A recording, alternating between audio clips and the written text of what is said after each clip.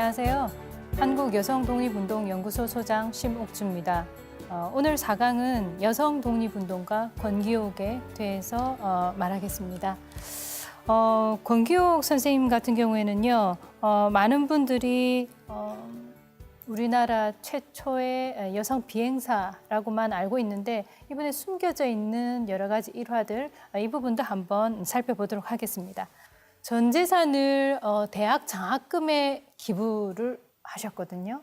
그러면 사회사업가가 아닌가? 이분은 바로 권기옥 애국지사의 바로 후손분이신데 이분에게 어머니는 어떤 분이었나라고 같이 전화로 또는 만나서 이야기를 하다 보니까 새로운 사실들을 많이 알게 되더라고요. 1975년도부터 학생들에게 장학금을 전달했다라는 얘기가 들렸어요. 저는 여성 독립운동가를 찾기 위해서 이분의 여러 가지 행적이나 이런 부분들을 쫓아가고 있었는데 장학금을 기부했다라는 소식에 굉장히 조금 깜짝 놀라기도 했었습니다. 이분께 한번 여쭤보았더니 재산의 1975년도에 재산의 일부를 처분을 해서 그 당시에 1,000만 원이면 꽤 큰 돈이거든요. 1,000만 원을 기금을 마련을 해서 학교 장학회에 기금을 했는데 장학회에 기금을 하면서 한 학생당 1학기에 10만 원씩 8명에게 장학금을 지급했다라는 얘기를 들었습니다. 그리고 이 사업을 계속하기 위해서 장학회 등록을 하려고 했었는데요. 장학회 등록을 하기 위해서는 그 당시에 3,000만 원이 필요했다고 합니다. 그래서 본인이 가지고 있는 금액에다가 살고 있는 장충동의 2층 목조 건물, 그거를 담보로 해서 장학기금을 마련하려고 했다라는 얘기도 들으면서 많이 놀랐습니다. 그래서 이 장학기금이 1975년도에 전달되어지고 난 이후에 1985년도에는 전 재산을 처분을 해서 바로 장학회에 기금을 하셨다고요. 그러더라고요. 그리고 기부를 하셨고 그게 이제 2015년도까지 이어졌습니다. 그 기금 가지고. 그래서 서울대학교 학생들에게 140여 명에게 권기옥 장학금 이름으로 이 장학 사업이 추진되어졌다라고 얘기했습니다. 제가 알고 있는 권기옥은 바로 여성 비행사고 여성 독립운동가. 그런데 1975년부터 전해진 이 소식은 사회사업가인가? 이런 의문을 가지고 이분의 행적을 추적하기 시작했습니다. 그런데 이분의 생전 말에 이런 말이 있었습니다. 나는 늘 부유하고 강한 나라가 되길 원한다. 왜? 나라를 잃었을 때 그 처절함을 알기 때문에. 그러기 위해서는 첫째도 교육이고 둘째도 교육이다. 라는 얘기를 했습니다. 독립운동가 권기옥의 수식어는 굉장히 많은 수식어가 있습니다. 독립투사다. 또는 최초의 여성 비행사다. 이거 평양 3.1 운동에서 두각을 나타냈다. 또는 평남도청 폭파 사건에서 권기옥도 관여가 되어져 있었다. 그리고 용의 조선인 133번 명단에 올라가 있다. 좀 약간 시간을 건너뛰어서 봤을 때 국방위원회, 국회 국방위원회 전문위원으로 활약했다. 그리고 한국 광복군의 일원이었다. 이런 얘기들이 이분의 그 수식어로 등장을 하더군요. 그래서 이분에 대해서 좀 더 궁금하다, 알고 싶다 해서 조금 더 한 걸음 더 들어가 봤습니다. 이분은 어떤 꿈을 가지고 계셨을까? 예, 그 어떤 수식어보다도 아마 가장 눈에 띄는 것은 한국 최초의 여성 비행사라는 수식어에 굉장히 많이 주목을 끄는 부분입니다. 그분이 사회사업을 하고 이렇게 하게 된 어떤 그 이전에 한참 거슬러 올라갔을 때 그는 현대에 하셨던 행적이고요. 근대에 하셨던 행적을 살펴보면 여성 비행사로 두각을 나타내면서 그분의 그 이전의 행적까지도 다 같이 연동이 되어져서 살펴보게 되더라고요. 그러면 이분은 어떤 꿈을 어렸을 때부터 가지고 있었기에 그 당시에 그 여성이 비행사가 된다는 것은 상상도 못할 일이었는데 비행사가 될 수 있었을까? 그 사연은 이렇습니다.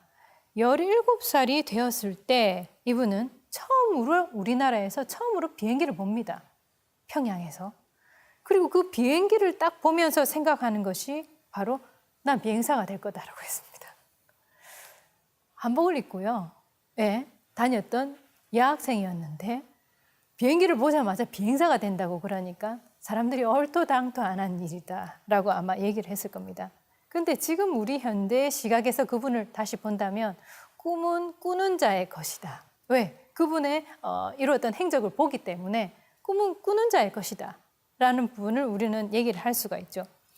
그녀의 삶에 대한 기록을 추적하는 과정에서 참 놀라운 것은 다른 여성 독립운동가인 경우에는 광복 이전의 행적이 집중되어져 있거나 아니면은 광복 3.1 운동에 그분의 어떤 활약상이 나오거나 이런데 이분은 3.1 운동부터 시작해서 독립운동 그리고 여성 비행사로서의 활동했던 부분, 광복 이후에 이 활동했던 부분까지 활동의 그 진폭이 굉장히 넓었어요. 그래서 한참 이분의 우리가 한 분에 대해서 조사를 하는 동안은 그분에 대해서 푹 빠져 있게 되거든요. 도대체 이분은 어떤 생각을 가지고 이렇게 했을까? 또는 이분은 활동은 어떤 특성을 가지고 있을까? 이분 한참 푹 빠져서 얘기를 하는 동안 그분의 생전 기록들을 살펴볼 수가 있었습니다. 1967년도 8월호의 신동아에는 그분이 나는 최초의 여류 비행사다라고 했던 본인의 실제 본인의 그 수기 이런 부분들이 나와 있었고 1978년부터는 한국일보에 나의 이력서라는 제목으로 그녀의 삶을 회고하는 글까지 기록되어져 있는 것들을 보게 되었습니다. 이 부분에 대해서는 다음에 기회가 되면 좀 더 분석적으로 이분의 사상적인 부분이라든지 이런 걸 한번 보기로 하고요. 자, 이분이 생존에 계셨을 때 이런 말들을 하셨다고 합니다. 죽음이 뭔지 몰랐는데 나라를 위해 죽는 거는 당연한 것 같았다. 비행사는 일제 때 나라를 위한다는 신념으로 선택한 것이었다.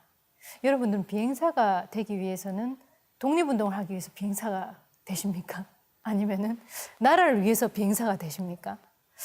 자, 이런 개인의 소박한 꿈이라고 하는 그런 그 울타리를 완전히 뛰어넘어서 이분의 꿈은 굉장히 그 사람들에게 이렇게 툭툭 던지는 여운이 굉장히 컸습니다.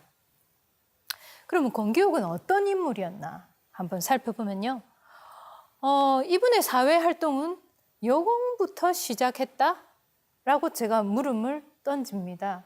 자, 독립운동가였고 그랬는데 또 여공이래요. 여공부터 사회활동을 시작했다? 이분의 출생은 1901년도에 출생을 합니다. 1월 달에 출생을 하고 이남 5녀 중에서 넷째로 태어납니다. 넷째로 태어나셨는데 이 당시에 이분이 계셨던 곳은 바로 평양 지역이었고요. 평양 지역에는 큰 두 가지 이제 포인트가 있습니다. 평양 지역의 특성, 그 다음에 이 평양 지역이 뭔가 새로운 변화가 일어났던 어떤 큰 사건들 이런 부분들에 집중을 해볼 수가 있는데 이분이 11살 때 평양에 있는 은당 공장에 여공으로 취직했다라는 것이 나오더군요. 11살이면 지금 몇 학년이에요? 지금 네, 4학년. 예. 4학년에 이제 돈벌이에 나섰다거든요. 그래서 그러면 이분의 가정 형편은 어떠했나? 예, 가족 사진을 이제 입수를 해서 이제 부모님을 한번 살펴봤더니 아버지는 권동각이시고 그다음에 어머니는 장문이요. 근데 아버지가 노름벽이 좀 있으셨던 것 같아요. 그래서 투전판에 계속 다니셨고 그러면서 재산을 많이 당진했던 것 같습니다. 그러면서 이제 가세가 기울게 되고 거의 가족들은 문간방에서 전전하면서 생활을 했었던 것 같습니다. 그러다 보니까 이 거주 지역도 불분명한 경우가 많거나 아니면 가족이 흩어져서 사는 경우가 있었습니다. 주로 이 가족들은 평양하고 중화에 나누어서 흩어져서 살고 있었던 것으로 확인이 되어지는데 어쨌든 평양고 일대 언저리에 같이 있었습니다. 그러면서 이 가정 형편이 너무 어려우니까 11살 때 평양에 있는 은당 공장에 여공으로 취직을 해서 돈벌이를 했었던 것 같습니다. 물론 이 시기가 그렇게 오래 가지는 않았었습니다. 이분이 흩어진 가족들이 합쳐지는 시기가 있는데 그 합쳐지는 그 시기 그리고 그 장소가 바로 평양에 있는 장대연 교회 옆에 집을 구하게 되고 거기서는 흩어져 있는 가족들이 같이 모여서 생활합니다. 이 장대연 교회가 굉장히 우리나라 그 기독교사 쪽에서도 굉장히 중요한 포인트를 가지고 있는 곳인데, 요때 이제 있었던 요 장대현 교회 요 언저리에서 생활을 하면서 아마 여러 가지 그 선교사 부분이라든지 계화 문물 이런 부분에 아마 좀 직접적으로 더 영향을 받지 않았나 싶고, 이 평양이라고 하는 이 지역 자체가 외래 문물이라든지 이런 것들이 활발하게 이루어졌던 곳이었고, 그다음에 외부로부터 자금이 유입되어져서 공단이 많이 형성되어지고 했던 그런 부분을 보았을 때 이 평양 지역이 가지고 있는 특성, 그다음에 그쪽에서 개방화의 물결 이런 것들이 아마 여성들의 의식 변화에도 참 중요한 영향을 미치지 않았나 싶은 생각이 듭니다. 자, 그러면 그 이전에 이 장대현 교회하고 이 권기옥의 가족하고 같이 인연이 되게 된 하나의 사건이 있습니다. 1908년도 평양 일대에서 장티푸스가 돕니다. 이 장티푸스가 발병하면서 이 많은 사람들이 죽고 그다음에 병에 걸리고 이렇게 했었는데, 그때 이 권기옥 가족도 걸리는 사람이 있었고요. 그때 마침 바로 옆에 있던 장대현 교회에 있는 목사님과 이런 분들이 바로 직접적으로 도움을 줍니다.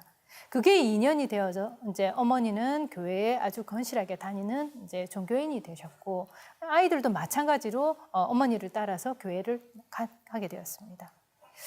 그 인연이 되어서 11세 때는 이제 여공으로 이제 공장에 다니고 있었지만, 장대현 교회에 있는 선생님들의 어떤 영향, 그 다음에 보니까 똑똑한 것 같거든요. 그래서 12살이 되었을 때 권기옥을 장대현 교회에 있는 송현소학교에 입학을 해라고 얘기를 합니다. 근데 입학을 하는데 그 입학금도 필요하고요. 그리고 다니려고 하면 경비가 필요한데 집이 형편이 어렵다라고 얘기를 했거든요. 그랬더니 가정 형편 때문에 월사금 40전을 교회에서 면제를 시켜줬고, 그다음에 시험을 치러봤더니 굉장히 우수한 학생이다. 그러니까 우수한 갑반에 또 배정이 되어서 학교를 다닙니다. 근데 이거 다니고 있는 동안에도 집안은 편치 않았습니다. 어머니는 병에 걸려서 몸이 굉장히 약해 있는 상태였고, 그런 가운데 이제 위에 있는 언니가 결혼을 또 하고, 또 그러면서 또 어머니는 권기옥의 동생을 또 낳습니다. 학교는 다녀야 되는데 이 동생도 생겼고, 동생을 업고 학교를 다녔다고 그럽니다. 아니면 아침밥을 준비해 놓고 학교에 가서 공부를 하고 그렇게 다녔는데, 학교 다니는 게 너무 재밌었다고 합니다. 재밌습니까? 학교 다니는 게? 예. 학교 다니는 게 굉장히 재밌었다고 합니다. 그러면서 학교 성적을 1등을 도맡아서 했는데, 그 당시에 어느 과목이 가장 재밌었나라고 물어봤더니 수학과 과학이었다고 합니다. 그러니까 이공계열 쪽이었던 것 같습니다. 공장에 취직을 했었고, 어쨌든 수학과 과학이 즐거웠었고, 이런 부분들이 아마 좀 연동이 되어서 이분의 성향이나 이런 것들이 잠재되어져 있던 부분이 아마 좀 올라오게 되는 그런 부분도 되지 않았나 싶은데, 어쨌든 이 송현 소학교에 입학해서 있으면서 입학 3년 만에 바로 숭의여학교로 3학년으로 이제 편입을 해서 들어갑니다. 이 사진은 송현 소학교에 있었을 때 졸업 사진 앨범입니다. 그때 이제 많은 여학생들이 있었는데 다들 이제 옷 매무새를 이렇게 가다듬고 해서 찍었던 이 졸업 앨범이 남아 있어서 보여드리는 부분이고요. 그다음에 1903년도 이제 숭의여학교 사진이 나오는데, 이 숭의여학교에 편입했을 때는 1918년입니다.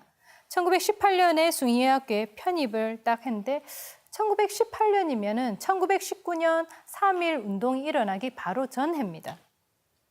이 바로 전해에 숭의여학교에 입학을 하고 나서 보니 굉장히 뭔가 그 학교 내에서 움직임이 심상치가 않습니다. 교사 박현숙 선생님의 권유로 송죽회에 가입을 합니다. 이 숭의여학교 안에는 바로 이 송죽회라고 하는 이 단체가, 여학생들 단체가 있었던 겁니다. 그래서 이게 일종의 비밀 결사대의 성격을 가지고 있었고, 또 3.1 운동을 준비하고 있는 그런 시점에서 뭔가가 긴밀하게 타 지역하고 교류를 하고 있는 여학생들이 긴밀하게 교류하고 있었다 하는 부분들이 많이 포착이 되어집니다. 이곳에서 3.1 운동을 위해서 학생들은 200여 개의 태극기를 제작을 합니다. 제작을 해서 3.1 운동이 일어났을 당시와 그다음에 좀 시간이 조금 흐르고 난 다음에 평양에서 3.1 운동이 또 다시 일어납니다.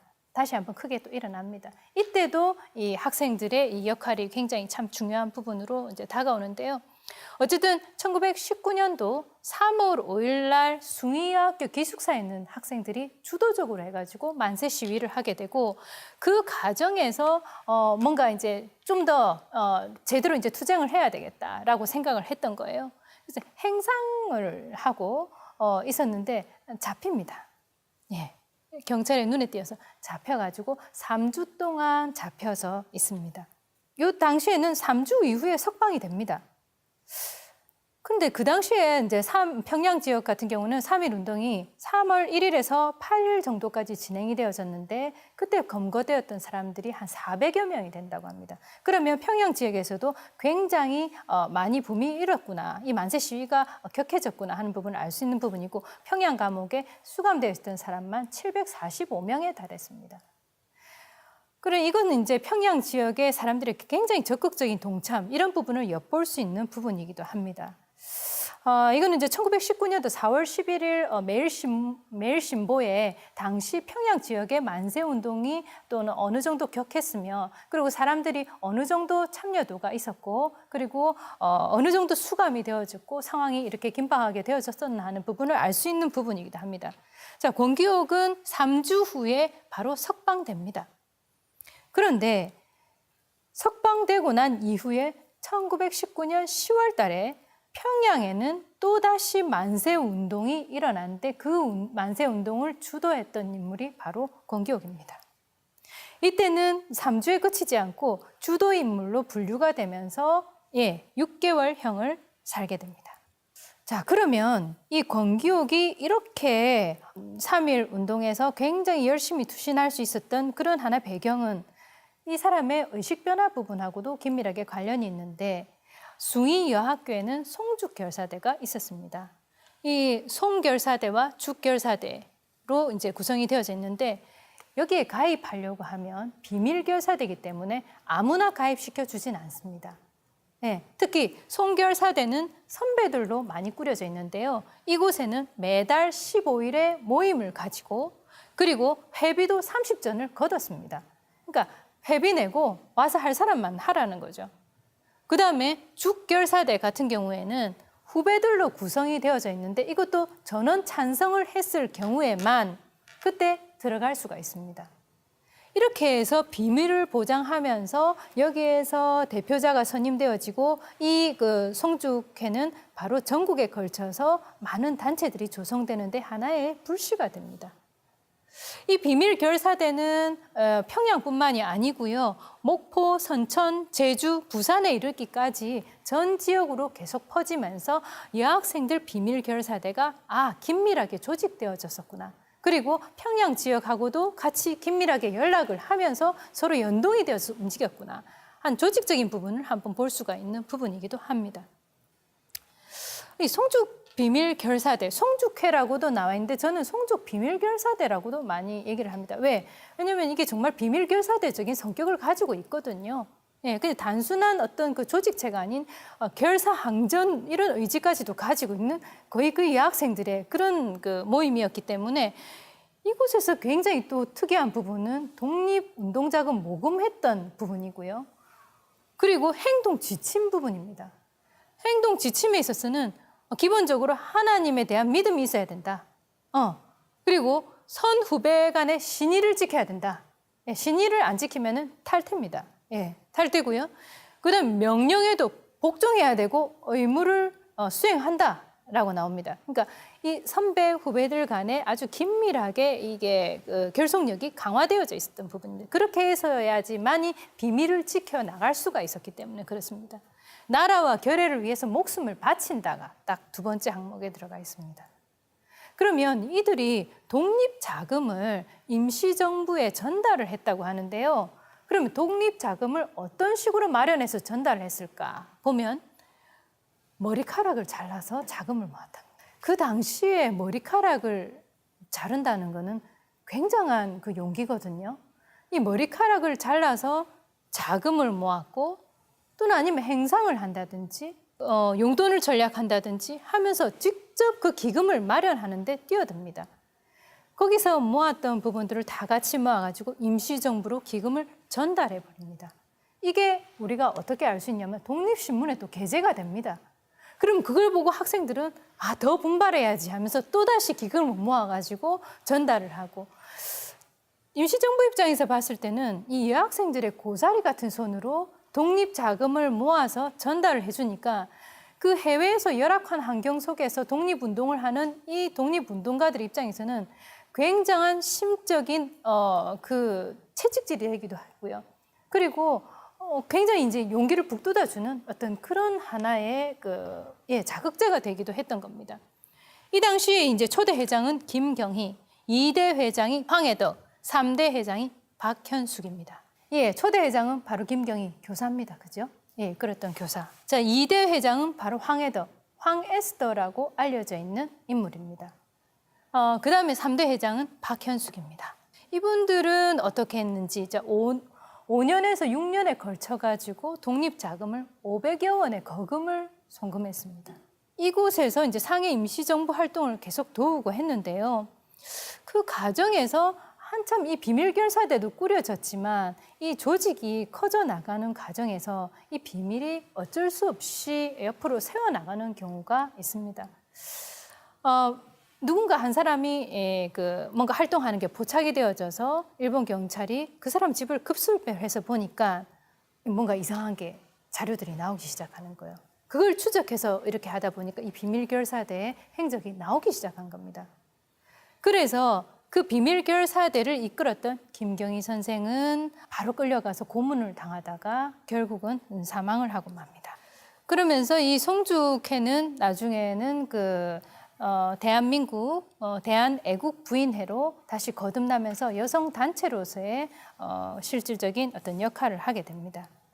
앞서서 아마 윤희순 의사 얘기를 하는 과정, 또 아니면 여성 독립운동가 부분을 얘기하는 과정에서 여성 단체 부분을 아마 언급했던 부분이 있었을 거예요. 그래서 이 대한애국부인회에 한 번 더 주목하게 되는 이유는 평양 지역에서 뭔가 이 단체의 이런 부분이 발각이 되어져서 이 단체가 소멸이 되어졌을 줄 알았는데 다시 상해 쪽에 넘어가서 여기에서 또다시 이 단체가 다시 꾸려지고 그 정신을 계승하려고 하는 움직임이 포착되어졌다는 것은 그 불씨가 사그라들지 않았었구나 하는 부분을 확인하는 부분이었습니다. 그러면 이 과정에서 지금 오른쪽 사진에 보면 대한애국부인회의 그 권기옥 선생의 모습이 오른쪽에서 두 번째 계시는 분이거든요. 포스가 있습니다. 이제 바바리 같은 거 딱 입고 선글라스 같은 안경 딱 끼고 그렇게 계셔요. 그리고 옆에 계시는 분도 이제 막 이걸 막 들고 계시죠. 그래서 포스가 딱 느껴집니다. 어쨌든 이분들이 그 당시에 이제 임시정부에서 여성 단체를 조직해서 꾸려졌던 핵심 수장들이시기도 합니다. 자, 그러면 이 3.1 운동에서부터 이 쭉쭉 흘러갔던 이 권기옥의 이 활동들을 가만히 보면 이후에 독립운동을 하는데 굉장히 참 중요한 의식 변화의 한 중요한 요인들로 이제 되는데, 어렸을 때부터 가정 형편이 굉장히 어려웠다. 그러는 가정에서도 배움에 대한 열정은 굉장히 강했다. 그리고 남성도 하는데 여성도 못할 그런 부분이 있나? 내가 비행사 되겠다. 왜 남성만 비행사가 되냐? 나 비행사 한번 돼보겠다. 라고 하는 어떤 그런 아주 막 가열찬 이런 부분들.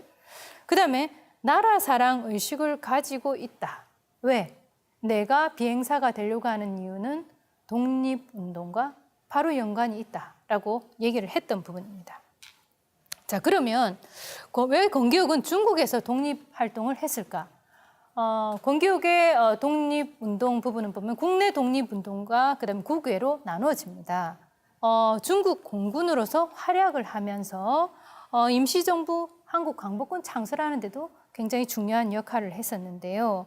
이때는 나는 비행수를 배워가지고 조선 총독부를 폭파하겠답니다.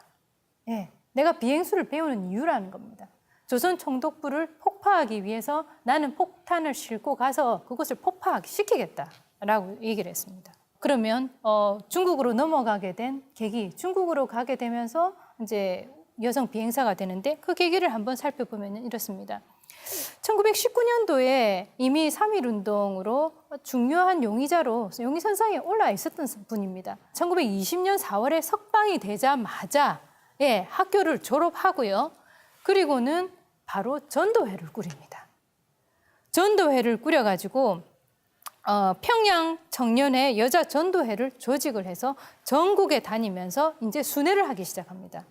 순회를 하면서 그곳에서 전도를 한다라고 했지만 실질적으로는 각 지역에 있는 많은 사람들을 만나면서 우리가 독립의식을 다지자, 국어의지를 다지자 하는 그런 결속적인 차원들이 밑에 깔려 있었던 겁니다. 전국적으로 이렇게 전도 활동을 한다고 다녔는데 뭔가 이상한 조짐들이 계속 포착되니까 일본 경찰은 이 권기옥이라고 하는 인물에 주목하게 됩니다. 그 당시에 1920년 5월 9일자에는 권기옥이 이제 평양 안주에 방문했었던 활동 기사 부분들이 나와 있는데요. 평양 지역 그 일대뿐만이 아니고 전국에 걸쳐서 다니면서 이 전도단을 조직하고 전도대장으로서 활약을 했고 마침 장대현 교회하고의 인연 부분은 아주 중요한 포인트가 되어지는 겁니다. 그러면 이 그 권기옥이 중국으로 넘어가는 데 있어서 결정적인 사건이 있는데 그게 바로 1920년도에 평남도청 폭파 사건입니다. 임시정부로부터 연락을 받습니다. 김재덕 선생님하고 몇 번 만나고 있었던 상황이라 그분을 만나니까 뭔가 활동 계획을 듣게 됩니다. 우리가 평남도청을 폭파하려고 한다. 폭파하려고 하는데 안경신과 장덕진 이런 사람들을 좀 숨겨달라라고 좀 부탁을 합니다. 그래서 권기옥은 은닉장수를 물색하게 됩니다. 은닉장수를 물색하는 과정에서 송현소학교의 지하실에 보면 바로 석탄 창고가 있는데 그곳에 숨으면 딱 안성맞춤이겠다라고 생각한 거죠. 이곳에 이제 그 거사를 오는 사람들을 같이 이제 숨겨주기 시작합니다. 은닉장수를 제공하고 정보를 전달하고 그렇게 합니다. 그리고 1920년 8월 3일 날 평남도청 폭파 사건이 대서특필됩니다. 그리고 한 여성의 모습이 신문에 아주 크게 납니다. 여자 폭파범 안경신. 안경신과 권기옥이 어떤 인연이 있었을까 하는 부분을 추적하는 과정에서 조금 놀라운 사실들을 알게 됩니다. 3.1 운동 당시에 권기옥은 그 숭의여학교에 있었고 안경신은 숭의여학교에 없었어요. 그런데 두 사람은 아는 사람이더라고요. 왜 그랬는가 살펴봤더니 안경신은 숭의여학교에 다니다가 너무 규율이 엄격해서 다른 학교로 전학을 갔던 거였어요. 그래서 숭의여학교에 있는 사람들을 다 알고 있는 상황이었던 겁니다. 그래서 잘 알고 있었기 때문에 내가 지금 임시정부로부터 이렇게 해갖고 연락책을 받고 해서 지금 평남도청 폭파에 우리가 투입되려고 한다. 그리고 그곳에는 각 1대, 2대, 3대대가 있는데 나는 2대대에 속해 있고 평남도청에서 폭파가 성공하게 되면 우리는 또 그쪽에 경찰서를 폭파하는데 우리는 뛰어들 거다라고 합니다. 근데 이게 일본의 어떤 삼엄한 감시 속에 진행이 되어졌기 때문에 굉장히 조심스럽게 움직였죠. 평남도청 일단 폭파 사건이 폭파가 실행이 됩니다. 폭탄이 투척됩니다. 그리고 이어서 경찰서에도 폭탄 투척이 되는데 여기에는 처음에 평남도청이 폭파가 되고 나니까 일본은 완전히 그 경계가 굉장히 상엄해지기 시작합니다. 그래서 이걸 누가 어떻게 뚫고 들어갈 것인가 하던 차에 당시 임신 7개월이었던 안경신이 내가 폭탄을 들고 뛰어들겠다라고 하면서 평양 경찰서에 폭탄을 투척하러 들어갑니다. 그런데 폭탄이 불발됩니다. 어쨌든 그렇지만 이 여성과 목숨을 걸고 들어간 거예요. 내가 임산부기 때문에 아무도 의심하지 않을 거다. 그 의기 있는 같이 수학했던 이 여학생의 이 부분과 그다음에 같이 준비했던 이 많은 사람들의 여러 가지 상황을 권기옥은 뒤에서 계속 협조를 하면서 지켜보고 있었던 겁니다. 그리고 이들이 폭파 사건을 하고 난 다음에는 다시 장소로 숨겨가지고 그 사람들이 빠져나갈 수 있도록 도와주는 역할을 합니다. 그런 과정에서 일단락이 되었구나라고 생각을 했는데 이때 일본은 굉장히 옥죄어 들어오기 시작합니다. 평남도청 폭파 사건이 굉장히 어마어마했던 거예요. 미국에서 미 의원단이 평남도청이 있는데 이곳을 지나가고 이곳을 들릴 것이다라는 소문이 들리자마자 거기에 폭탄 투척을 하면서 우리가 독립에 대한 의지가 있다라고 하는 부분을 피력하기 위해서 임시정부가 이미 준비를 하고 있었던 부분이었거든요. 그래서 이 사건이 일어난 이후에 일본 경찰은 일제 혼란에 빠집니다. 혼란에 빠지면서 이 평남도청 폭파 사건의 폭파범을 추적하는 과정에서 바로 대한애국부인회의 조직 활동이 바로 포착이 되어집니다. 그러면서 이 대한애국부인회의 당시 회장, 부회장이 모두 일본 검찰에 송치가 되어지고요. 그리고는 이 권기옥을 찾기 위해서 혈안이 되어 있습니다. 그때 권기옥은 어쩔 수 없이 중국 망명을 결정할 수밖에 없었던 겁니다. 그래서 시골 여인으로 변장을 해서 송화포구에 배가 대기에 있는 상황이었어요. 그곳에서 배로 탈출을 해서 20여일 지난 뒤에 바로 중국 산둥성에 도착을 합니다. 그리고 또 시간이 지나고 난 뒤에 1920년 11월 말쯤에는 중국 상해에 도착을 합니다. 그러면서 권기옥은 또 다른 새로운 인생의 변화를 맞이하게 됩니다. 권기옥이 중국에 들어서면서 이제 정말 비행사가 되고 싶다라는 말을 꿈을 뱉어냅니다. 권기옥이 상해에 도착하고 난 다음에요. 제일 처음 만났던 사람은 바로 손정도 의장이었습니다. 이 손정도 의장은 임시의정원의 의장으로 활동을 하고 있었는데요. 이분을 통해서 임시정부가 어떻게 돌아가고 임시의정원이 어떻게 돌아가고 하는 여러 가지 소식들을 들으면서 중국의 상황을 파악을 할 수 있었고 그 다음 만난 사람이 바로 도산 안창호 선생님이었습니다. 도산 안창호 선생님은 젊은이들에게 우리 독립의지를 심고 젊은이들이여 일어나라 하고 하는 그런 의지를 많이 북돋는 활동을 하고 있었기 때문에 흥사단 모임을 계속 주도적으로 하고 있던 차였습니다. 그래서 이 흥사단 모임에 초대가 되어져서 권기옥이 참석을 하게 되고 그곳에서 국내뿐만이 아니고 미국은 어떻게 돌아가는지 중국은 어떻게 돌아가는지 국내외 정세 상황까지도 다 파악을 하게 됩니다.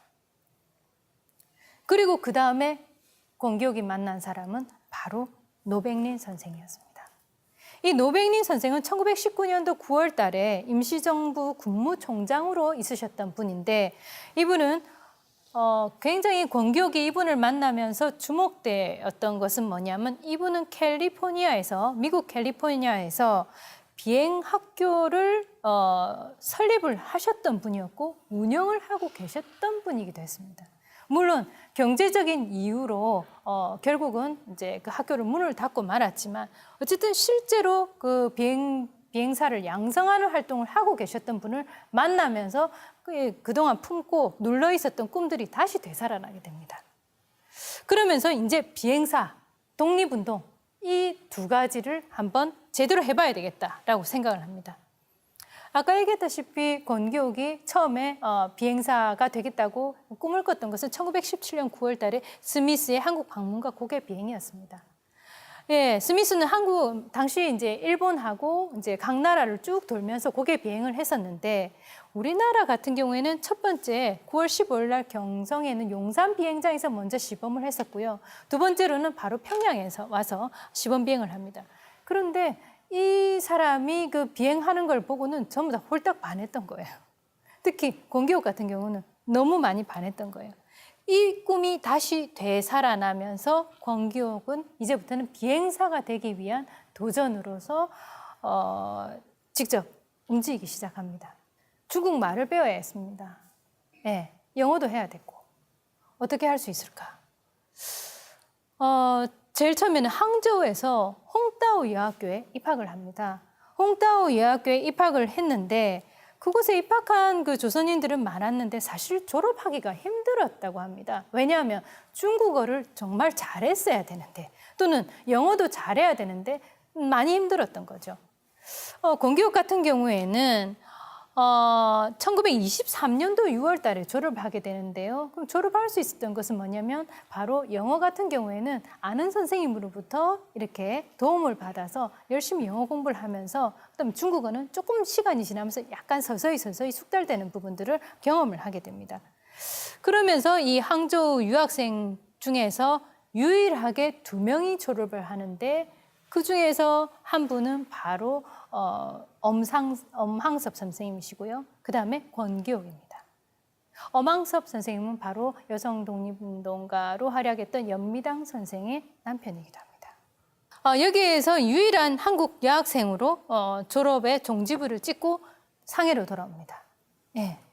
상해로 돌아와서 이제는 그 교사 활동을 합니다. 상해에는 인성학교가 운영되어지고 있었습니다. 요즘 인성교육이 많이 이슈화되어지고 있는데요. 사실은 우리가 주목해야 되는 것은 이미 독립운동을 하셨던 분들이 인성교육에 굉장히 많은 관심을 가지고 있었던 것 같아요. 그래서 인성학교라고 아예 내걸고 여기서 이제 독립운동가들을 양성활동을 했었으니까요. 이때 교사로 이제 활동을 이제 1923년도 6월 말부터 해서 11월까지 계속 활동을 합니다. 그런데 교사로 이제 활동하는 과정 중에 임시정부 활동을 하고 있는 이 많은 요인들에게 많은 자극을 받게 되는데요. 임시정부 내에서는 새로운 뭔가 변화를 모색하고 있습니다. 왜? 일본이 좀 더 격화되어지고 있고 그다음에 중국도 뭔가 활동 부분에서 약간 변화가 있는 상황에서 임시정부가 어떤 식으로 우리 색깔을 꾸려나갈 것인가에 대해서 굉장히 깊은 고민을 하고 있었고 그중에서 고심하고 있었던 것은 바로 공군이었습니다. 이 비행사 양성 부분이었습니다. 그랬던 차에 이 도산 안창호 선생님과 그리고 또 이 노백린 선생 같은 경우에는 당연히 공군 양성을 해야 된다라고 주장하고 있었기 때문에 권기옥에게 힘을 실어주는 어떤 그런 계기가 되어졌죠. 그리고 공군이 되기 위해서 여성으로서 비행사가 될 수 있는 학교가 어딨나 하고 물색을 합니다. 물색을 하는 과정에서 중국의 윈난 항공학교만 가능하다라는 얘기를 듣게 됩니다. 그리고 그곳을 들어가려고 하면 추천서가 있어야 된다라는 얘기를 듣습니다. 그래서 임시정부 재무총장이었던 이시영 선생의 추천장과 그다음에 중국 혁명가였던 방성도 선생의 추천장 이 2개를 들고 권기옥은 이제 상해를 떠나서 윈난으로 갑니다. 이 윈난으로 가는 길은 굉장히 험난했습니다. 홍콩을 거쳐서 또 월남을 가서 또 하노이로 가서 그다음 열차편을 이용해서 굉장히 오랜 시간이 소요되면서 윈난성에 도착하는데 그곳까지 도착하는 데만 1달 반이 소요되었을 정도였습니다. 그러면서도 권기옥은 지칠 수는 없었습니다. 왜? 꿈을 이제 이루기 위해서 가는데 지칠 수가 없죠.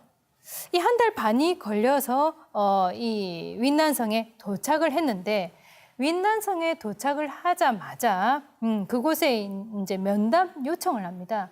근데 첫 번째는 거의 대자를 맞고 맙니다. 밖에서 대기를 하라는 겁니다. 위병소 밖에서 대기를 하라고 얘기를 합니다.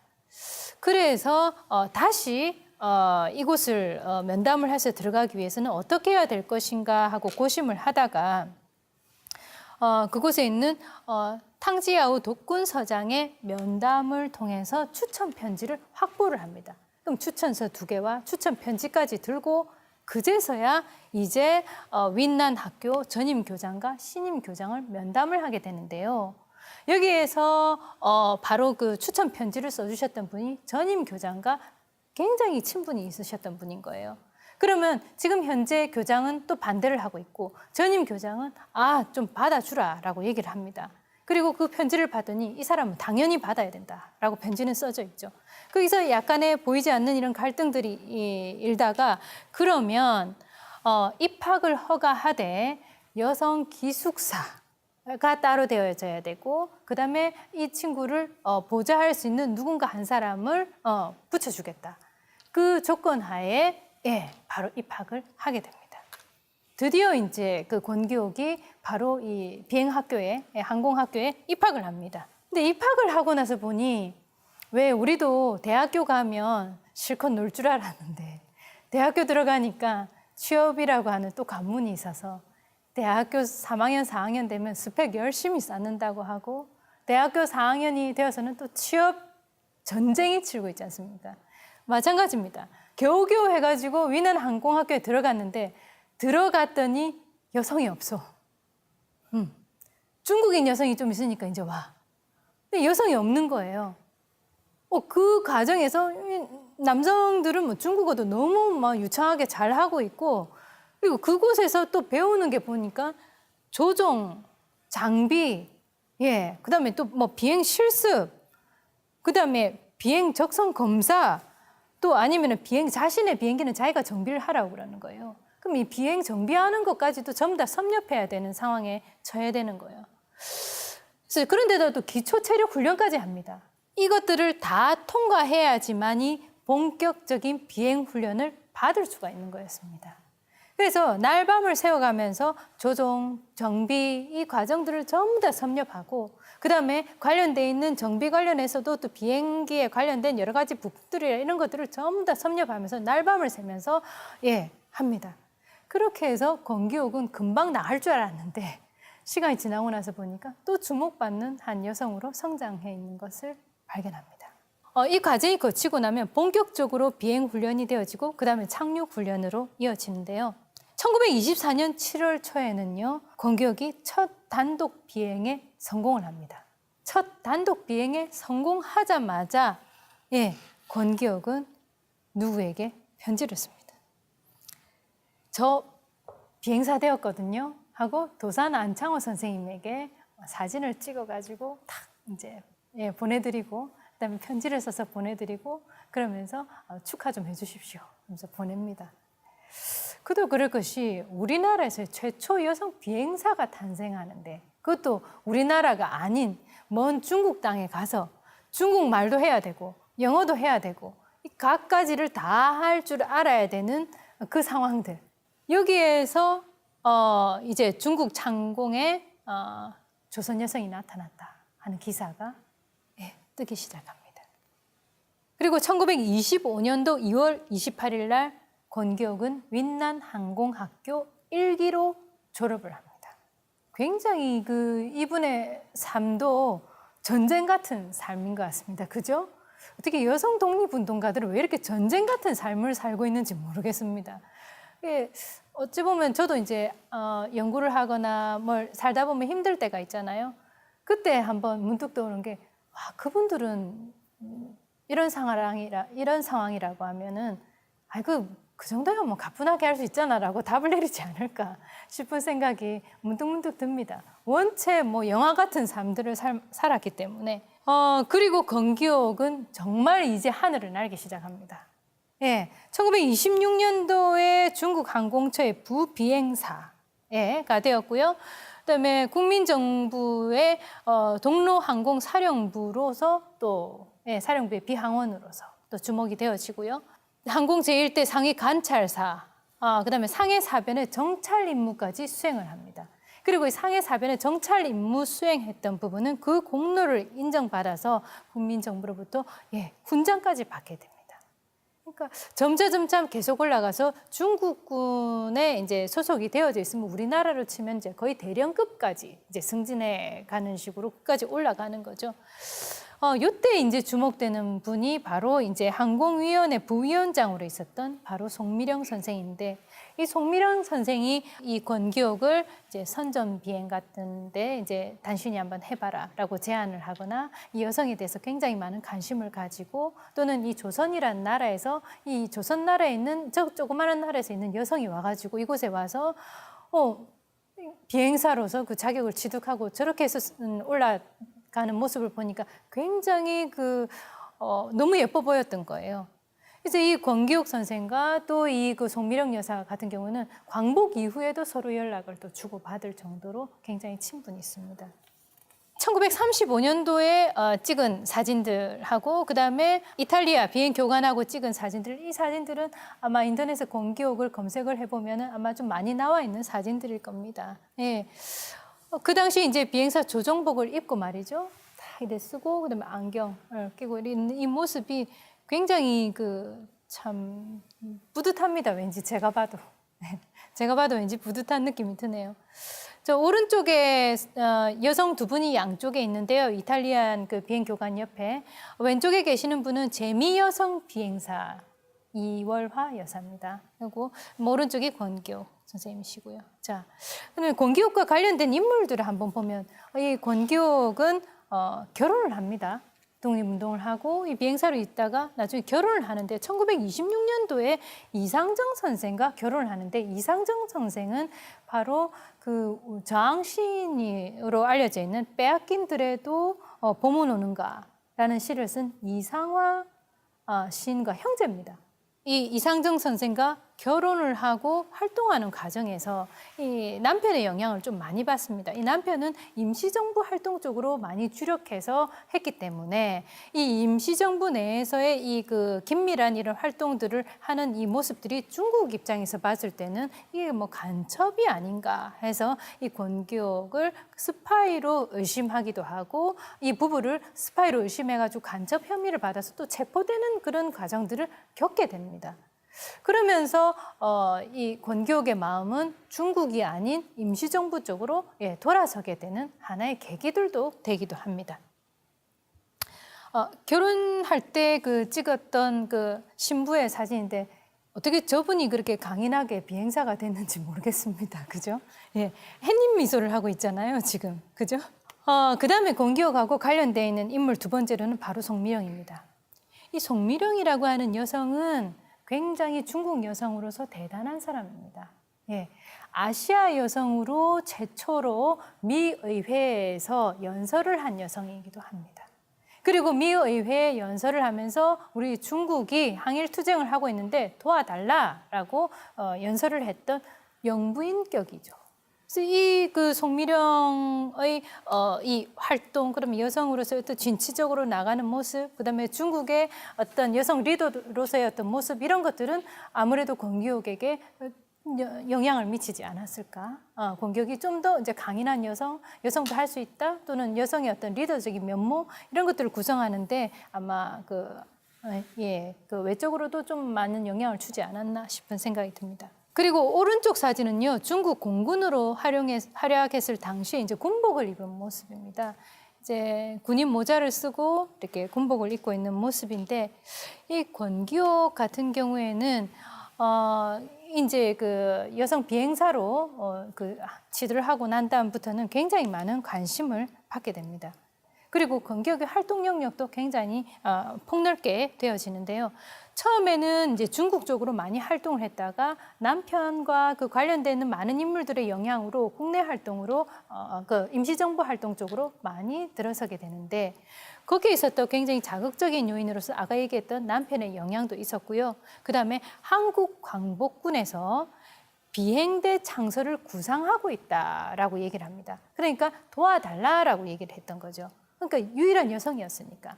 그래서 당신이 와서 이 부분에 대해서 의견도 좀 얘기를 해주고 해달라라고 하는 그런 얘기를 듣고 또 이 한국 광복군 부분에 관여를 하게 됐고, 임시정부 내에 있었던 그 많은 여성들이 그곳에서 여성 단체를 꾸려서 움직였기 때문에 그 여성 단체에 있었던 이 많은 여성들의 조직, 이 부분을 통해서 아마 그 내에서 이제 임시정부에서 활동하고 있었던 여성들하고 긴밀한 교류들도 많이 있었고, 한 가지 주목해야 될 것은 이 임시정부 내에서 활동하고 있던 여성 중에서는요, 우리나라 최초의 국회의원도 임시정부 의정원에서도 나오게 됐습니다. 의정원 활동했었던 의원도 있습니다.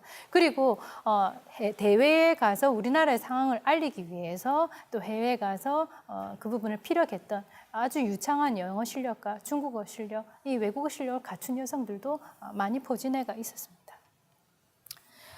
그리고 독립운동을 이제 본격적으로 실천하는 데 있어서 이제 우리나라가 계속 이대로 머무를 수 없다.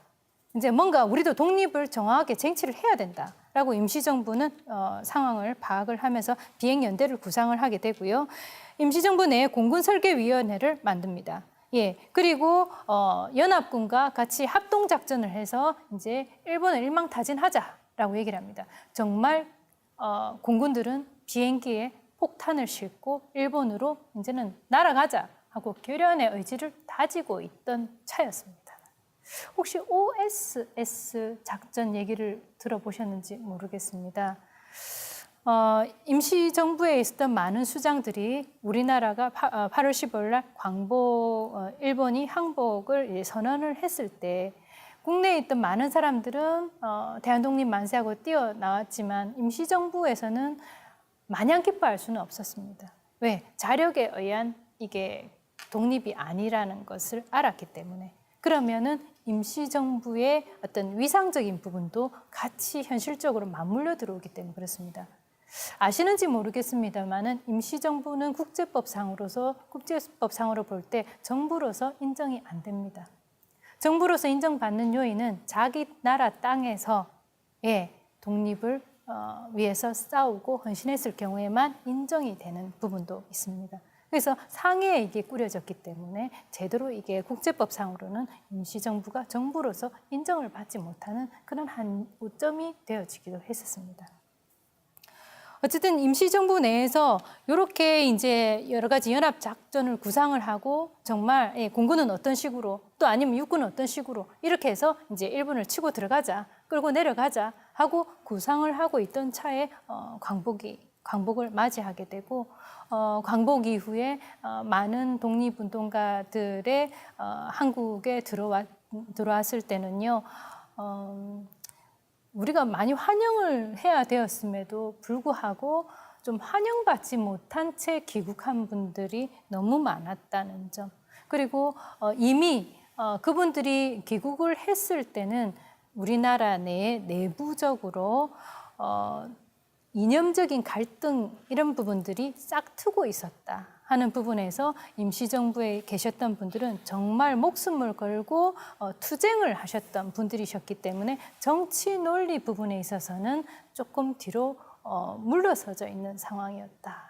그래서 백범 김구 선생이 어찌 보면 그 정치인적인 면모를 많이 드러냈는데 조금 한계가 있었던 부분도 있지 않았을까 하는 부분도 느끼게 되는 부분입니다. 어쨌든 이 권기옥 선생 같은 경우에는 광복 이후에 국방위원회 전문위원으로 활약을 합니다. 1945년 12월에요. 국방위원회 전문위원으로 제안을 받습니다. 그리고 51년도에는 여성 전문위원으로서는 이제 처음으로 이제 주목을 또 받게 되는 부분이고요. 이후에 이분의 활동을 보면은 정말 그 한국의 공군 창설에 기여한 면면, 그다음에 한국 영감도 발행을 하고 한중문화협회의 부회장까지 이제 하게 됩니다. 그리고 1971년도에 중화민국으로부터 이제 여러 가지 그 상장을 수여받고 그러면서 1988년도에 87세로 일생을 마감하는데 왜 이분을 우리 한국을 대표하는 여성 독립운동가로 주목해야 하는가 하는 부분은 이분의 어떤 스펙타클한 그런 인생의 폭을 두고서 얘기를 하는 것이 아니고 처음부터 끝까지 이분은 독립을 위해서 헌신하겠다 하는 마음이 뼛속까지 스며 있는 분이었다는 겁니다.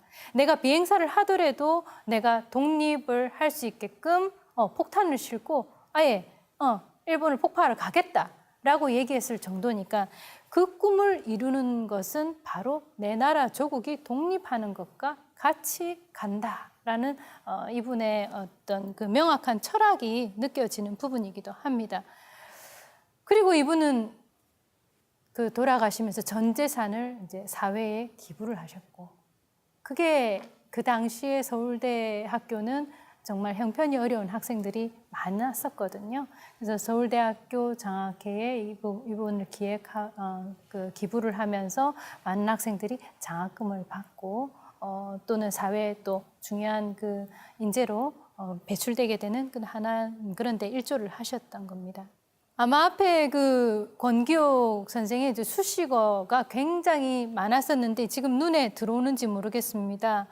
독립투사, 최초의 여류 비행사, 평양 3.1운동, 평남도청 폭파 사건, 민중계몽운동가, 그다음에 용의 조선인 133. 용의 조선인 명단에 올라 있는 분입니다. 이분이 대단한 분입니다. 자, 한국애국 부인의 송죽 결사대, 국회 국방위원회 전문위원, 그다음에 임시정부 국무부위원, 중국 윈난 항공학교 1기 한국광복군.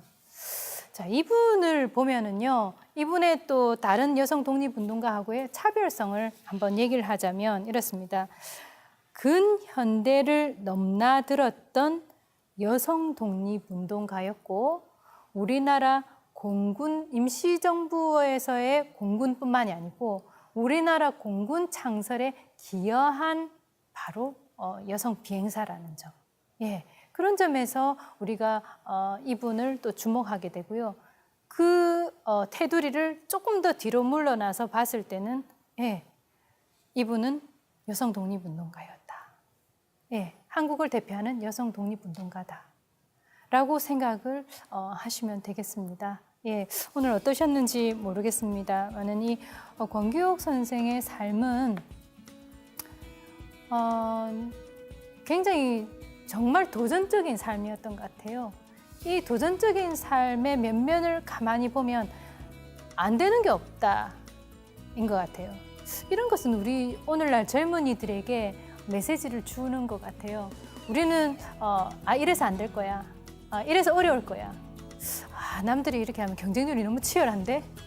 그렇게 했던 부분들을 뚫고 들어가서 길을 만들면서 이제 일어섰던 분이었기 때문에 우리 젊은 세대들에게도 이분의 도전 정신 그리고 나라 사랑 의식 이런 부분들은 참 중요한 울림을 주지 않나라는 생각을 해봅니다.